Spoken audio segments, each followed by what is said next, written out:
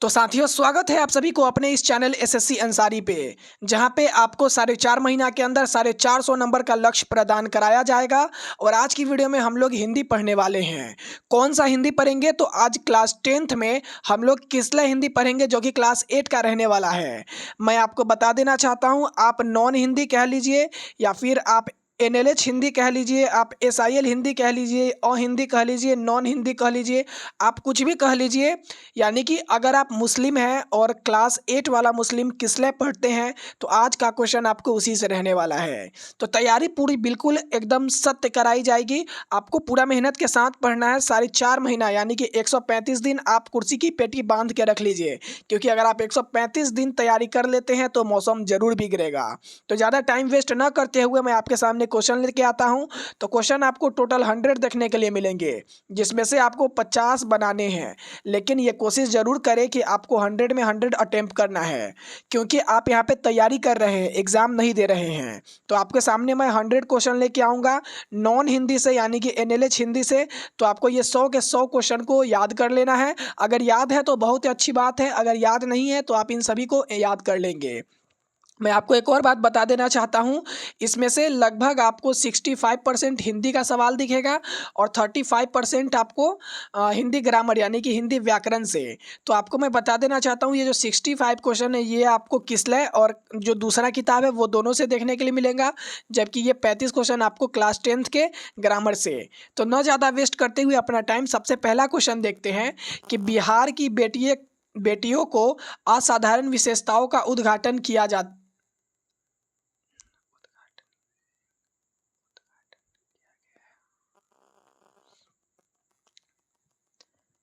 तो सबसे पहला क्वेश्चन है बिहार की बेटियों तो सबसे पहला क्वेश्चन है बिहार की बेटियों की असाधारण विशेषताओं का उद्घाटन किया गया है। आपके सामने 4 ऑप्शन है: कर्मवीर, विक्रमशिला, खेमा और हौसले की उड़ान। तो आपके सामने जो 4 ऑप्शन है, इसमें से बिल्कुल सही जवाब हौसले की उड़ान हो जाएगा, इसलिए ऑप्शन नंबर डी बिल्कुल करेक्ट हो जाएगा। तो बढ़ते हैं अपने अगले क्वेश्चन की तरफ, जहाँ पे दूसरा क्वेश्चन कहता है बुंदेलो हरबोलो के मुंह से किसकी कहानी सुनी थी। तो ये जो बुंदेलो और हरबोलो के मुंह से कहानी सुनी गई थी, ये बिल्कुल सही जवाब भगत सिंह हो जाएगा। ऑप्शन नंबर ए बिल्कुल करेक्ट आंसर हो जाएगा। तो आइए क्वेश्चन नंबर 3 देखते हैं।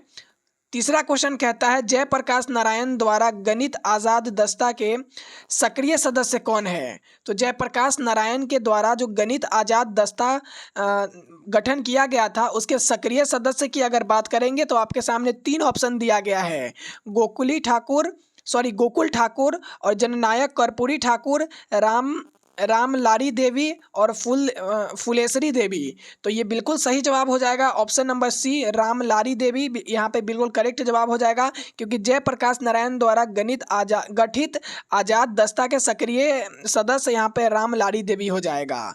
अगला क्वेश्चन देखते हैं, बच्चे की दुआ शीर्षक कविता के रचनाकार कौन है। बहुत ही फेमस यहाँ पे ये जो बच्चे की दुआ है, जो लब पे आती है दुआ बन के तमन्ना मेरी, तो इसका जो लेखक हो जाएगा वो मोहम्मद इकबाल हो जाएगा। ऑप्शन नंबर सी बिल्कुल करेक्ट हो जाएगा अपना। तो बढ़ते हैं अपने अगले क्वेश्चन की तरफ, जहाँ पर विक्रमशिला विश्वविद्यालय की चर्चा की गई है। तो इसमें विक्रमशिला विश्वविद्यालय के प्रांगण में कितने विश्वविद्यालय थे।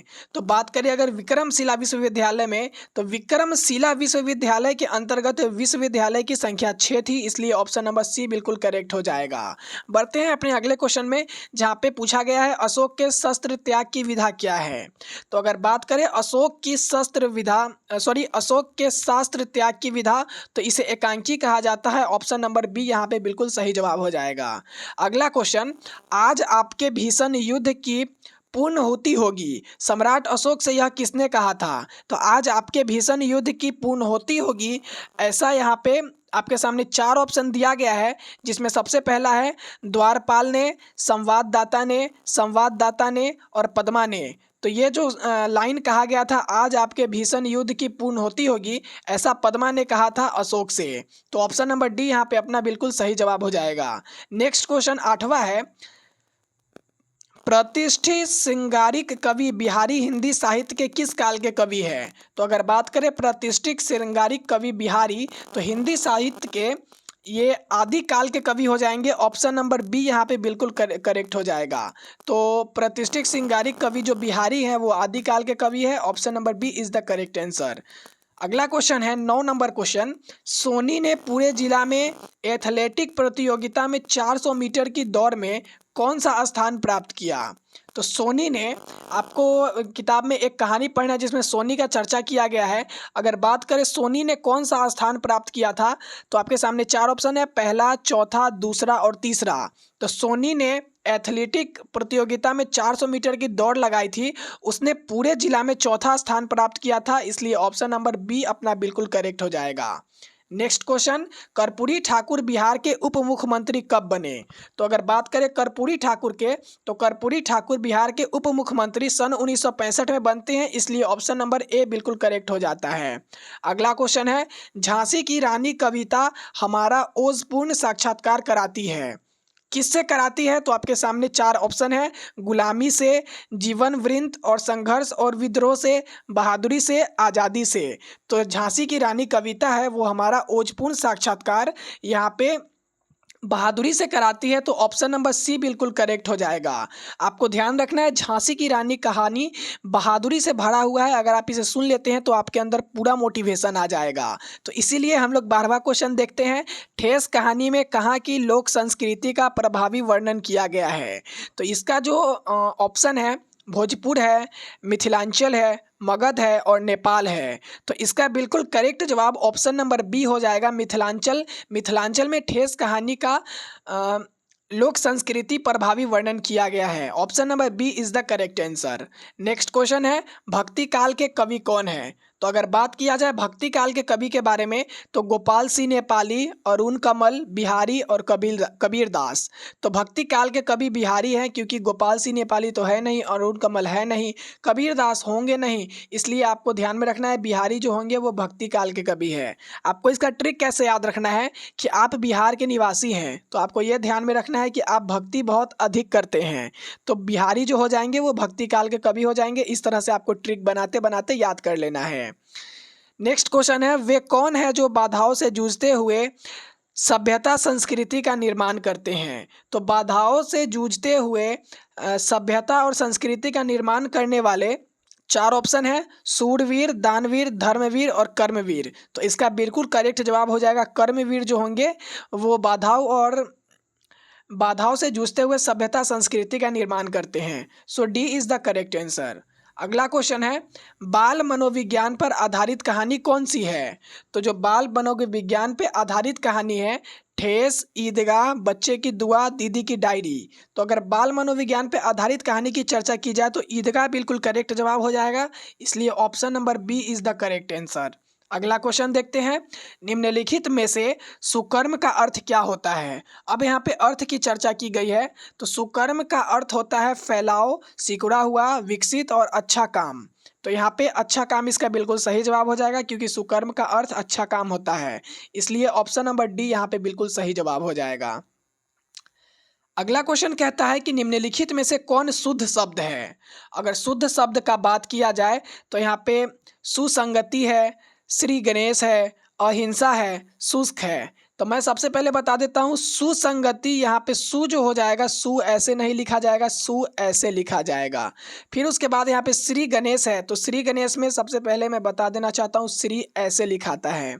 उसके बाद यहाँ पे अहिंसा है, तो अहिंसा बिल्कुल सही लिखा गया है, इसलिए ऑप्शन नंबर सी बिल्कुल करेक्ट हो जाएगा।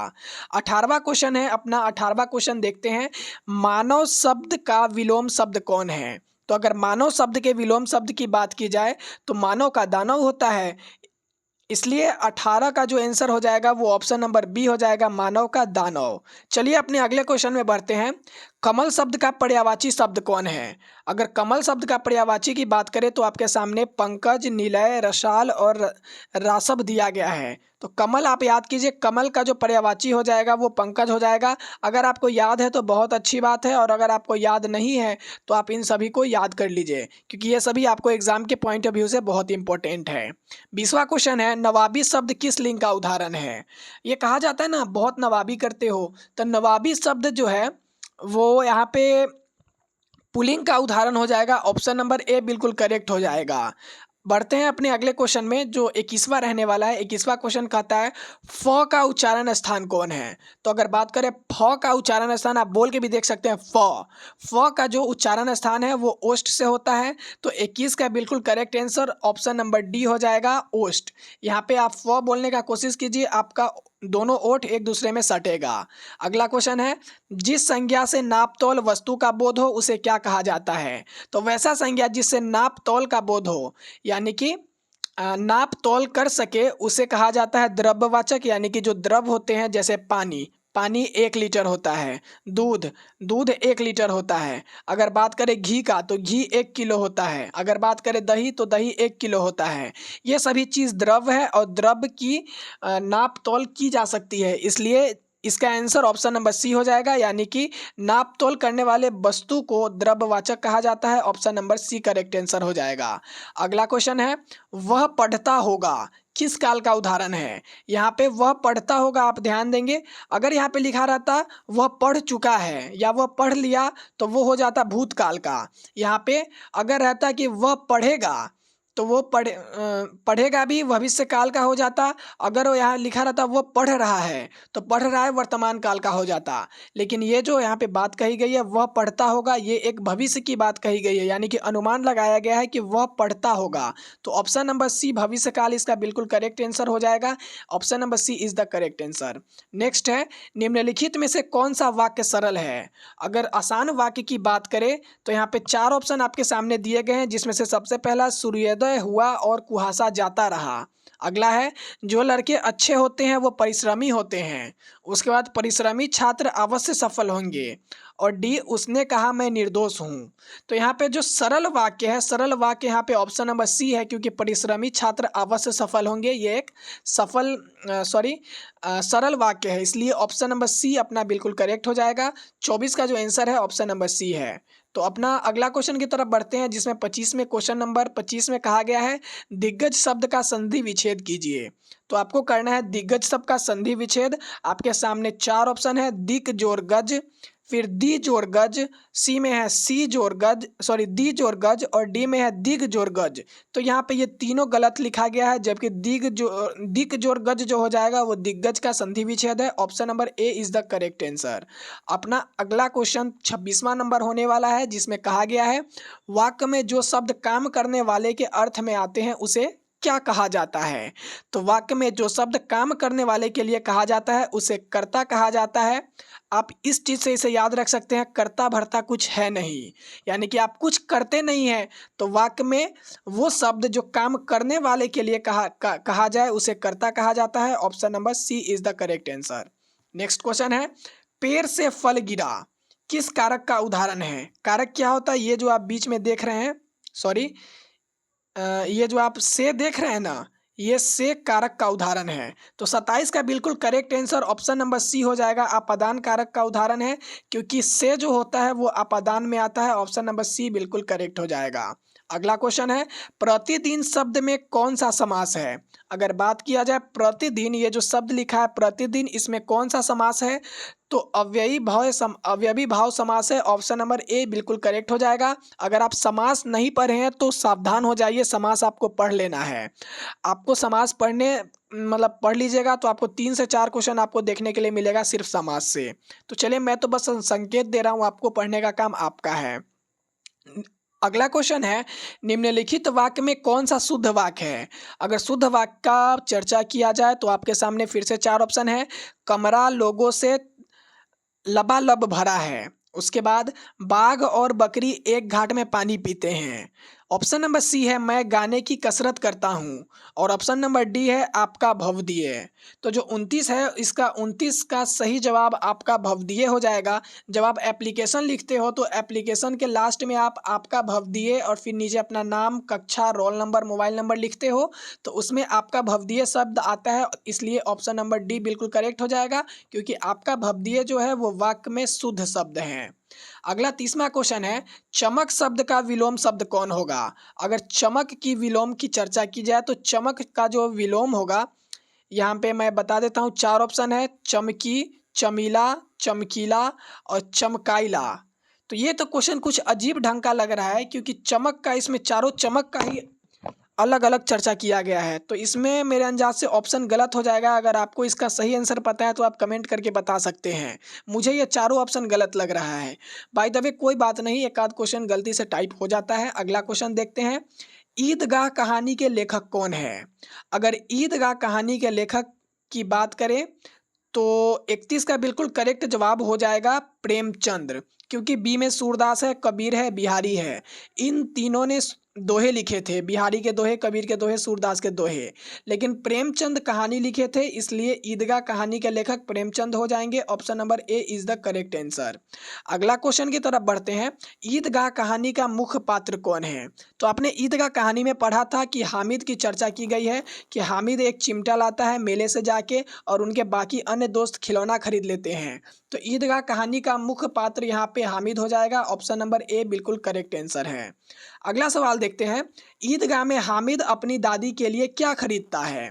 तो आपने पढ़ा था हामिद अपनी दादी के लिए, आप चार ऑप्शन ही देख लीजिए, मैं आपको डिटेल्स में नहीं बता रहा हूँ। बहुत लोग गुस्सा हो रहे होंगे कि ऑप्शन क्यों नहीं सर बता रहे हैं।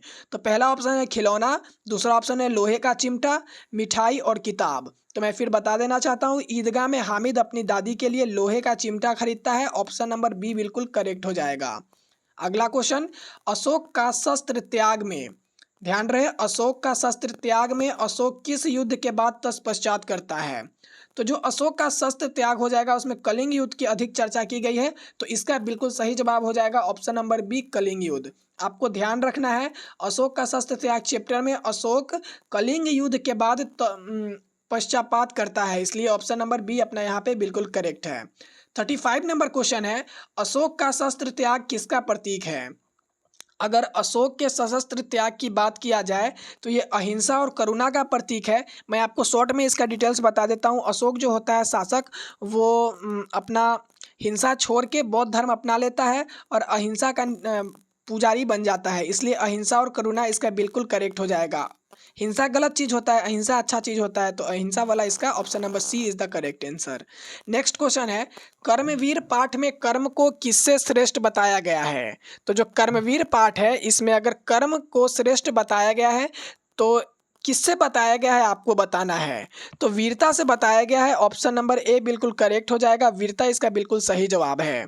अगला क्वेश्चन देखते हैं। अगला क्वेश्चन है कि कर्मवीर कविता में कवि कौन है? तो कर्मवीर कविता के अगर कवि की बात करें तो मैथिली शरण गुप्त, अयोध्या सिंह उपाध्याय, सूर्यकांत त्रिपाठी निराला या हरिवंश राय बच्चन। तो 37 का बिल्कुल सही जवाब ऑप्शन नंबर बी हो जाएगा, अयोध्या सिंह उपाध्याय। यहाँ पे देखिए टाइपिंग मिस्टेक हो गया है, अयोध्या सिंह उपाध्याय नहीं, उपाध्याय सिंह अयोध्या होगा, इसलिए ऑप्शन नंबर बी बिल्कुल करेक्ट होगा। लेकिन यहाँ पे बिल्कुल सही ऑप्शन बी है, कर्मवीर के लेखक अयोध्या सिंह उपाध्याय होंगे। अगला क्वेश्चन है, बच्चे की दुआ किसने लिखी है? तो अगर बात की जाए बच्चे की दुआ, तो बच्चे की दुआ मोहम्मद इकबाल, कबीर, तुलसीदास और सूरदास। तो बच्चे की दुआ मोहम्मद इकबाल के द्वारा लिखा गया है। ऑप्शन नंबर ए बिल्कुल करेक्ट हो जाएगा। अगला क्वेश्चन देखा जाए तो अगला क्वेश्चन कहा गया है, बच्चे की दुआ का मुख्य भाव क्या है? बच्चे की दुआ का मुख्य भाव, यहाँ पे चार ऑप्शन है। ऑप्शन नंबर ए खेल, ऑप्शन नंबर बी परिश्रम, ऑप्शन नंबर सी ज्ञान और शिक्षा, ऑप्शन नंबर डी मित्रा। तो यहाँ बच्चे की दुआ जो चैप्टर होता है उसका मुख्य भाव ज्ञान और शिक्षा होता है। इसमें अधिक से अधिक ज्ञान की बात कही गई है और शिक्षा से रिलेटेड है। लब पे आती है दुआ बन के तमन्ना मेरी, यही जो है ऑप्शन नंबर सी ज्ञान और शिक्षा बच्चे की दुआ का मुख्य पात्र हो जाएगा। नेक्स्ट क्वेश्चन है, ठेस कहानी के लेखक कौन है? तो 40 नंबर क्वेश्चन में पूछा गया है ठेस कहानी के लेखक कौन है? तो option number A Premchandra, B Phanishwar Nath Renu, C Agyeya और डी दिनकर। तो ठेस कहानी के लेखक फणीश्वर नाथ रेणु है, इसलिए ऑप्शन नंबर बी बिल्कुल करेक्ट हो जाएगा। नेक्स्ट क्वेश्चन है, ठेस कहानी का प्रमुख पात्र कौन है? तो ठेस जो कहानी है इसमें अधिक किसकी बात कही गई है, प्रमुख पात्र कौन है? तो ठेस कहानी के प्रमुख पात्र option number A Sirchan, B Hamid, C Gopal और डी कर्ण। तो ठेस कहानी में सिरचन जो होता है वो बहुत घमंडी होता है, इसलिए सिरचन इसका बिल्कुल मुख्य पात्र हो जाएगा। ऑप्शन नंबर ए इसका बिल्कुल सही जवाब है। नेक्स्ट क्वेश्चन है, ठेस कहानी का मुख्य समस्या क्या है? तो ठेस जो होती है इसकी मुख्य समस्या आपको बताना है। अगर आप पढ़े होंगे तो बता सकते हैं, नहीं पढ़े हैं तो आप ऑब्जेक्टिव डायरेक्ट याद कर लीजिए। ऑप्शन नंबर ए है गरीबी, बी है अहंकार और आत्मसम्मान का टकराव, सी है मित्रता और ऑप्शन नंबर डी है शिक्षा। तो जो ठेस कहानी होता है इसमें सिरचन को ठेस लगता है और अहंकार और आत्मसम्मान का टकराव होता है। तो यही इसकी मुख्य समस्या है। ऑप्शन नंबर बी बिल्कुल करेक्ट आंसर हो जाएगा। नेक्स्ट क्वेश्चन है, विक्रमशिला विश्वविद्यालय में कितने शिक्षक थे? यहाँ पे बहुत सही क्वेश्चन आया है आपके लिए। आपको अब बताना है विक्रमशिला विश्वविद्यालय में कुल कितने शिक्षक थे।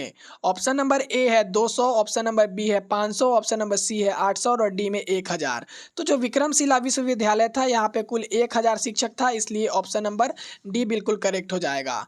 अगला क्वेश्चन है, विक्रमशिला, फिर से विक्रमशिला आ गया, तो इस विश्वविद्यालय में कितने छात्र थे? आपको अभी मैंने बताया 1000 शिक्षक थे, तो अब आपको इसमें से बताना है कितने छात्र थे। तो विक्रमशिला विश्वविद्यालय में 2000, 5000, 8000 और 10000 कितने छात्र थे? तो आपको ध्यान में रखना है 1000 यहाँ पे शिक्षक थे और 10000 यहाँ पे छात्र थे। तो प्रत्येक 10 व्यक्ति पे एक छात्र थे, तो इसका बिल्कुल सही जवाब हो जाएगा ऑप्शन नंबर डी 10000। अगला क्वेश्चन है, हामिद के दादी का क्या नाम था? अगर बात किया जाए हामिद के दादी का, तो आप ऑप्शन नंबर ए है हामिदा, ऑप्शन नंबर बी है आमीना, सी मनु और डी शकीला। तो हामिद के दादी का नाम जो होता है वो आमीना होता है। ऑप्शन नंबर बी बिल्कुल सही जवाब हो जाएगा। नेक्स्ट क्वेश्चन की तरफ बढ़ते हैं, बिहारी ने मुख्यतः किस छंद का प्रयोग किया है? तो अगर बात किया जाए बिहारी का, तो आपने पढ़ा होगा बिहारी दोहा लिखता है, बिहारी के दोहे, तो इस प्रकार बिहारी के दोहे, तो ऑप्शन नंबर सी दोहा बिल्कुल करेक्ट हो जाएगा। बिहारी ने मुख्यतः दोहा छंद में प्रयोग किया है। अगला क्वेश्चन है, कबीर किस प्रकार के कवि थे? कबीर किस प्रकार के कवि थे आपको बताना है। तो कबीर जो थे वो निर्गुण भक्ति के कवि थे। ऑप्शन नंबर बी बिल्कुल करेक्ट हो जाएगा। आपको इन सभी क्वेश्चन को याद कर लेना है, क्योंकि मुझे पता है ज़्यादा तैयारी हुआ नहीं होगा आप लोग का, लेकिन मैं 4.5 महीना के अंदर में आपको 450 नंबर ला के दे सकता हूँ। लेकिन ये 450 नंबर पाने के लिए आपको क्या करना होगा, आपको हमसे 135 दिनों तक लगातार जुड़े रहना होगा। आपको मैं 1 रुपया भी खर्च नहीं होने दूंगा। क्या बात कही मैंने? आपको मैं 1 रुपया भी खर्च नहीं होने दूंगा, और आपको मैं इस एसएससी अंसारी चैनल के माध्यम से इतना तो जरूर तैयारी करा दूंगा कि आप 450 नंबर ले आएंगे। अगर आपने आज से पहले कुछ नहीं पढ़ा है और अगर आपने बिल्कुल भी तैयारी नहीं किया है, तो आप मुझे 4.5 महीना दीजिए। अगर आप कुछ नहीं पढ़े हैं तो आपको मैं 300 प्लस नंबर ला के दूंगा। आप फर्स्ट डिवीजन कर सकते हैं, मैं इतना तो गारंटी लेता हूँ। कबीर के दोहे किसने लिखे हैं? इसका आंसर होगा ऑप्शन नंबर, आप पहले ऑप्शन पढ़ लीजिए, कबीरदास, तुलसीदास, शंकर शैलेंद्र और मोहम्मद इकबाल। तो 48 का बिल्कुल सही जवाब हो जाएगा तुलसीदास। यहाँ जो होते हैं कबीर के दोहे लिखते हैं। Option number B is the correct answer. Kabir के दोहे कौन लिखता है? तुलसीदास? नहीं, तो मुझे यहाँ कबीरदास लग रहा है, लेकिन इस क्वेश्चन को छोड़ देते हैं, आप इसे याद मत कीजिएगा। ये डाउट भरा सवाल है, ये मुझे अभी याद नहीं आ रहा है। फिलहाल अगला क्वेश्चन देखते हैं, इसको मैं अंत में बताऊंगा। तो कबीर ने किस माध्यम से अपना विचार व्यक्त किया है? तो अगर कबीर की चर्चा की जाए तो कबीर साखी और पद के माध्यम से विचार व्यक्त किया है, कहानी, गाद्य और नाटक। तो आपने ये ध्यान दिया होगा कि कबीर का जो पद है वो ना तो नाटक है, ना तो गद्य खंड है, ना ही कहानी है।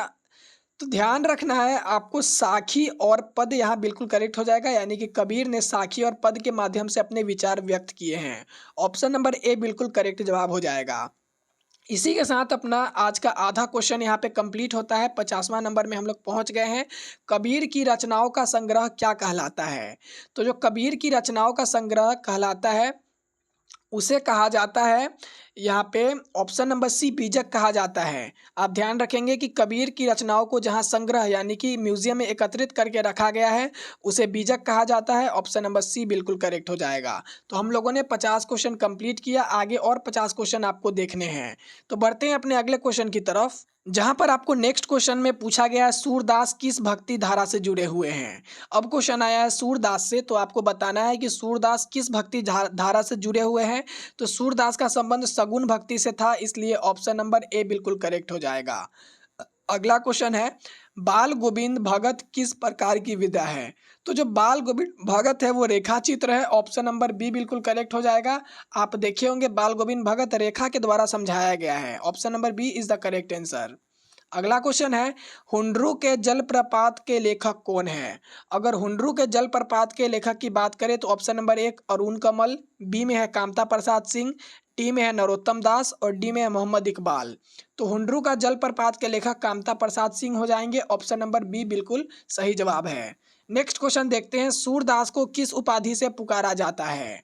तो अगर बात किया जाए सूरदास का, तो सूरदास को जो है, चार ऑप्शन आप पहले पढ़िए, आदि कवि, अष्टछाप कवि, राष्ट्र कवि और आधुनिक मीरा। तो सूरदास को जो है अष्टछाप कवि के नाम से पुकारा जाता है। ये जो उनका उपनाम है यानी कि उपाधि है। ऑप्शन नंबर बी बिल्कुल करेक्ट हो जाएगा। अगले क्वेश्चन की तरफ बढ़ते हैं जो कि अपना 55 नंबर क्वेश्चन है, रहीम का पूरा नाम क्या था? ये रहीम कौन है, रहीम का पूरा नाम क्या है, मैं आपको 10 सेकंड के अंदर में बता देता हूँ। रहीम जो है अकबर के नौरत्नों में से एक थे और इनका पूरा नाम अब्दुल रहीम खाने खाना था। तो अब अकबर के नौरत्न थे, जिनमें से नवरत्न का मतलब ही होता है नवरत्न। तो इसमें से एक रहीम थे जिसका पूरा नाम अब्दुल रहीम खाने खाना थे। ऑप्शन नंबर बी इसका बिल्कुल सही जवाब हो जाएगा। नेक्स्ट क्वेश्चन है, रहीम किसके दरबार में मंत्री थे? यहाँ पर फिर से वही सवाल पूछ दिया गया है, मैंने जो अभी आपको एक्सप्लेन किया, रहीम किसके दरबार में मंत्री थे? तो अकबर भी बिल्कुल करेक्ट जवाब हो जाएगा। रहीम जो थे अकबर के दरबार में मुख्य कवि थे। अगला क्वेश्चन देखते हैं, रहीम किस भाषा के कवि थे? तो रहीम जो थे वो कौन से भाषा में कविता लिखा करते थे? ऑप्शन नंबर ए है हिंदी और फारसी, बी में संस्कृत, सी अवधी और डी उर्दू। तो रहीम जो है वो मुख्यतः हिंदी और फारसी भाषा में कविता लिखा करते थे, इसलिए ऑप्शन नंबर ए बिल्कुल करेक्ट हो जाएगा। नेक्स्ट क्वेश्चन है, रहीम किस रचना के लिए प्रसिद्ध थे? तो अगर रहीम की रचना की बात की जाए तो रहीम जो है वो रहीम के दोहे के लिए प्रसिद्ध थे। ऑप्शन नंबर ए अपना यहाँ पे बिल्कुल करेक्ट हो जाएगा।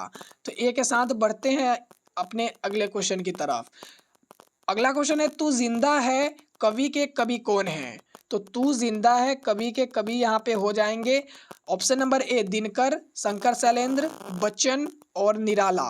तो तू जिंदा है के लेखक शंकर शैलेंद्र हो जाएंगे। Option number B is the correct answer. इसी के साथ अगला क्वेश्चन देखते हैं, तू जिंदा है कविता का मुख्य संदेश क्या है?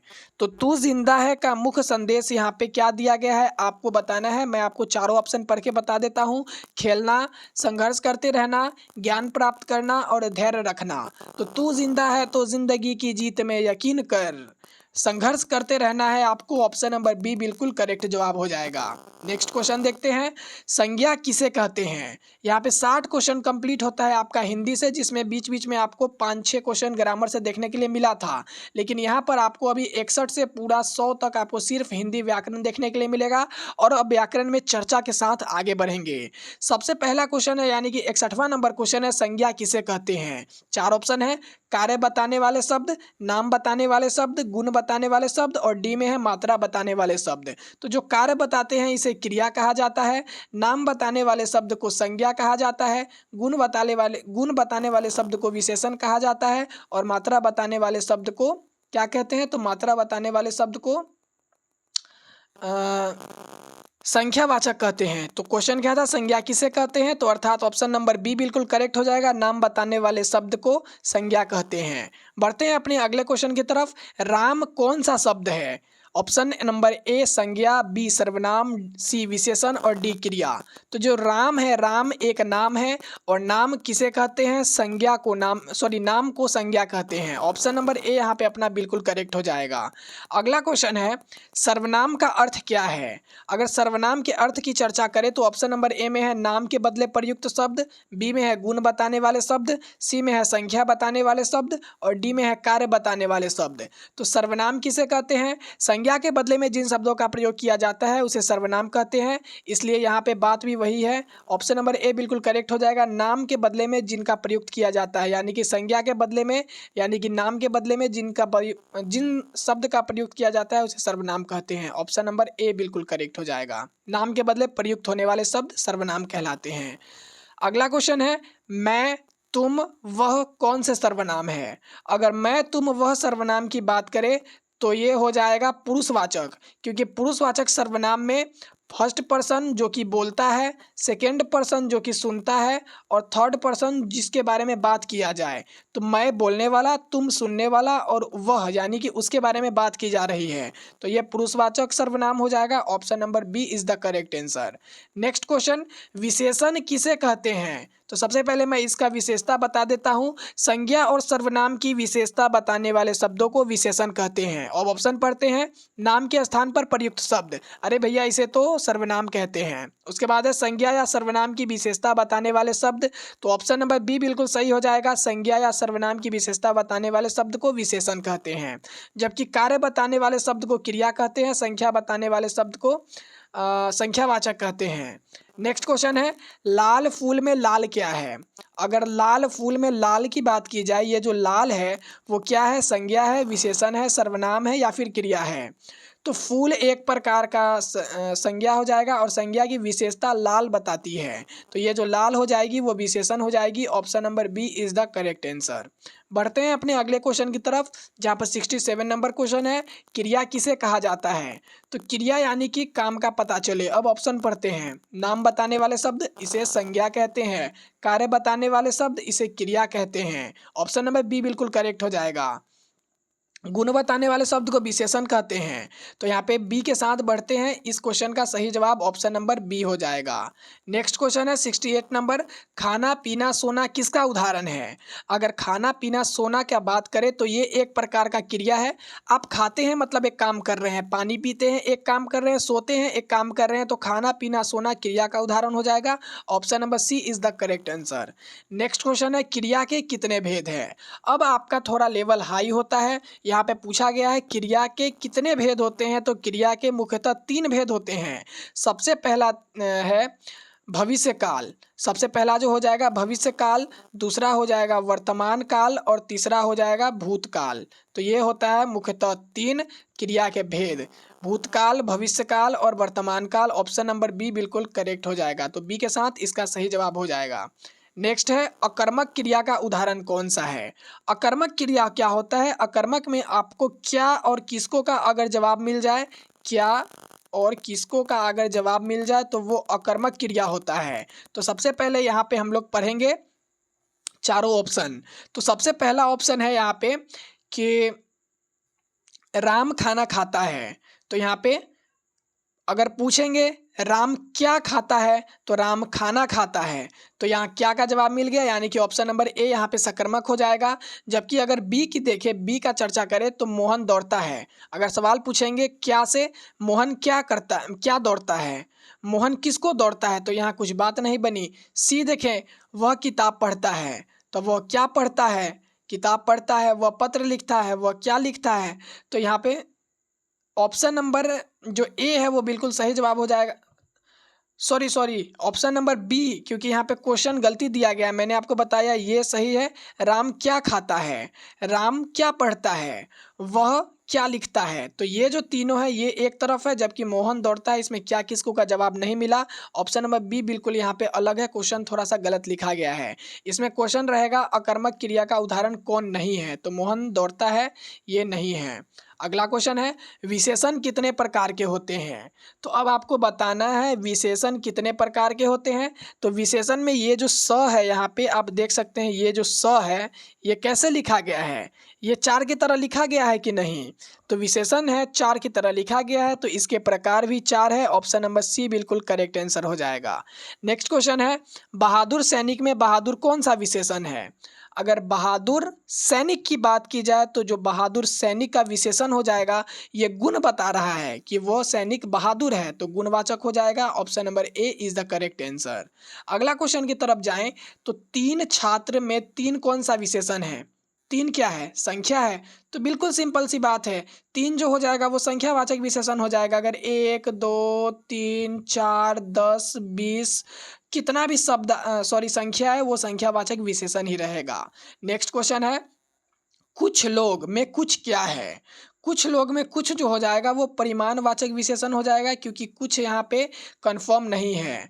कुछ जो हो जाएगा परिमाणवाचक विशेषण का उदाहरण है। Option number A is the correct answer.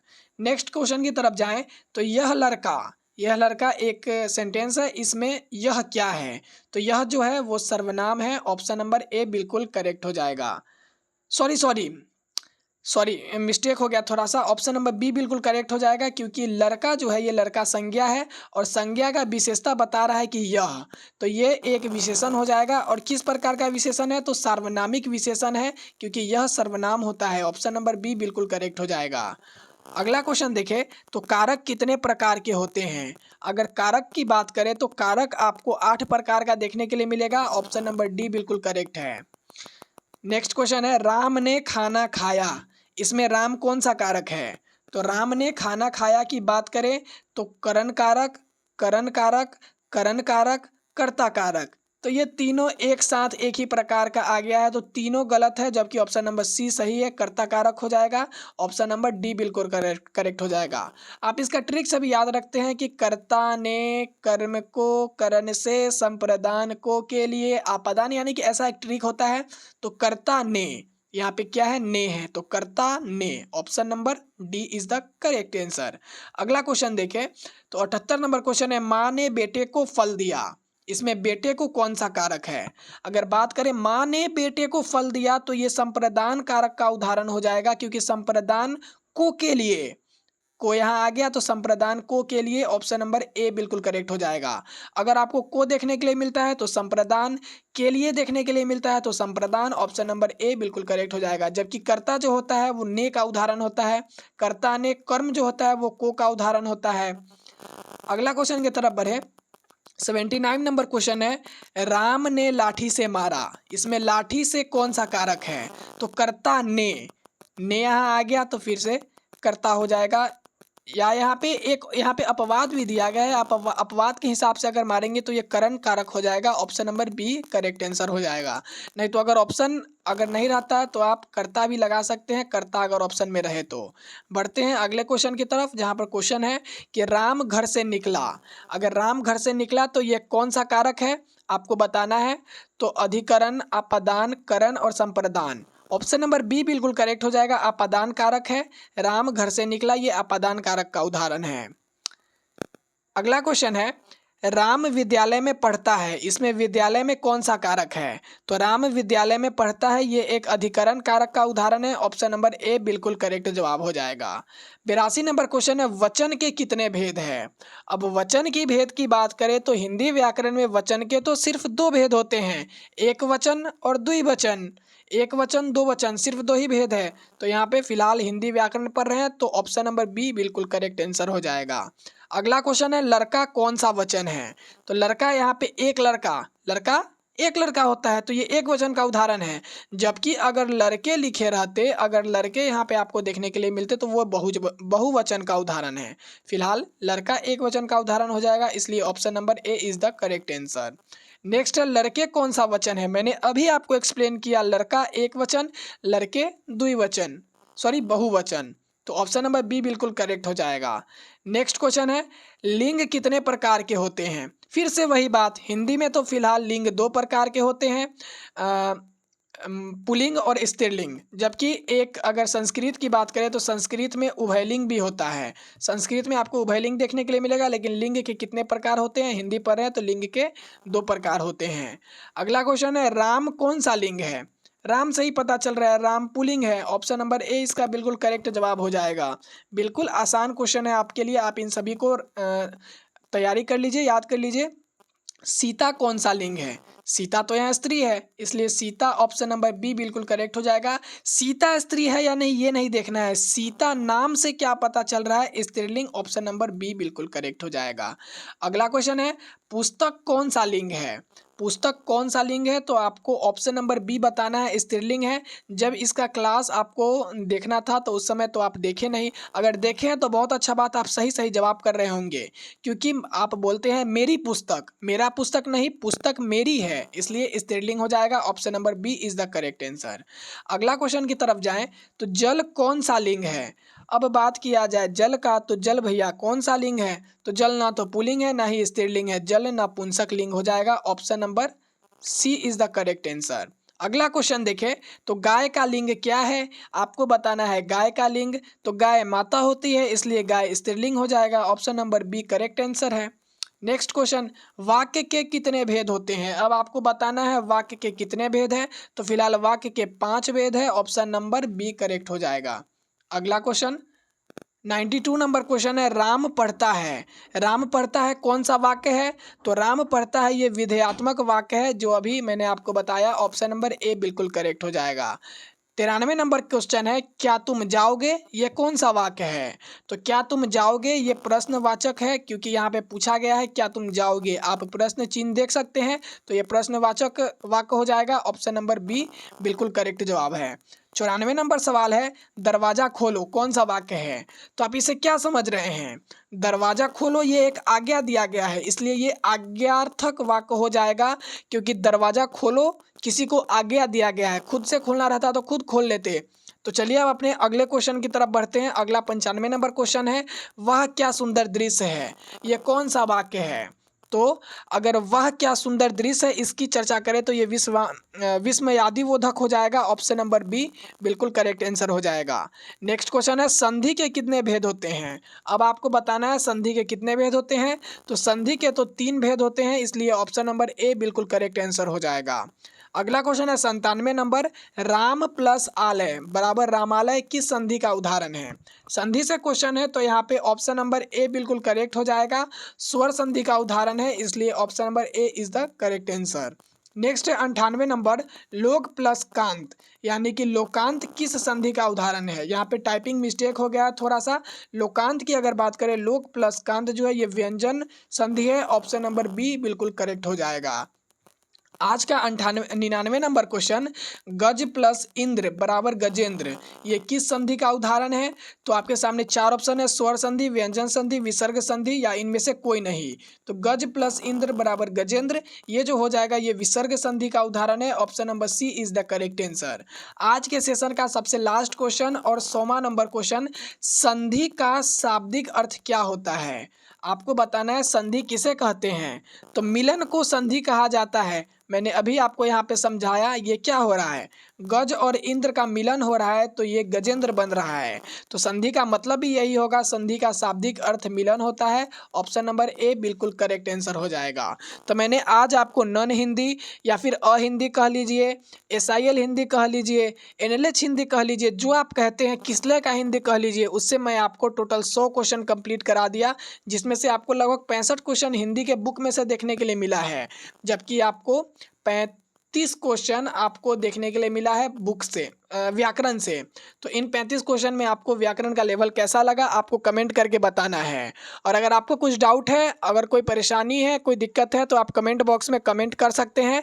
तो चलिए मिलेंगे किसी नए वीडियो में नए क्लास के साथ, तब तक के लिए जय हिंद जय भारत।